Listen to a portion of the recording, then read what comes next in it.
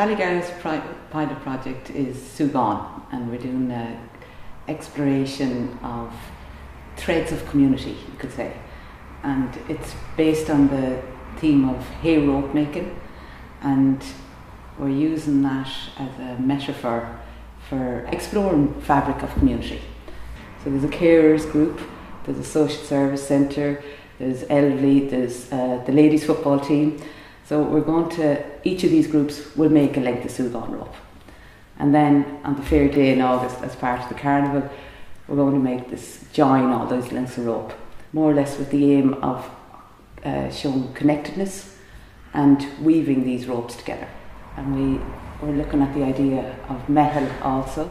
And mehel is an Irish word to describe how people come to each other's help, and particularly in rural Ireland in older times, be it hay, be it turf, all the neighbours would come and help one person and then move, help the next person. So it was a really survival mechanism. And we're investigating mehel in a modern context. I said to someone, the hardest thing in the world is to speak amongst your own, You can be a flash Harry when you're elsewhere, they don't know you, they don't know where you're coming from, But it's awfully hard to be a flash Harry amongst your own people, We had worked out that we'd invite Philip Pettit, who's a world-renowned philosopher, born and bred Ballygar, so we said, as a neighbour, will you come home and join us and be part of the mehel? And he was delighted and he agreed. The man that I really think of as he was totally at the centre of the Irish Republican Revolution in 1798 is Theobald Wolfe Tone.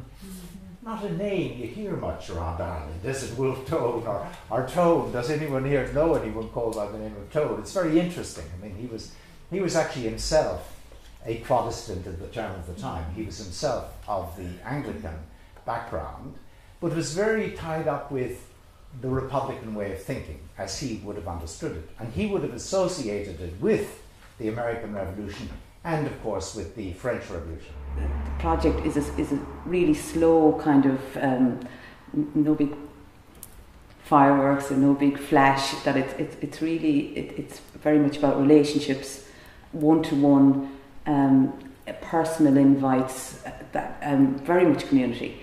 And that after this project, that we can use what we've learned, and we're learning all the time, and even that local people after the talk were talking about notions of freedom within a community.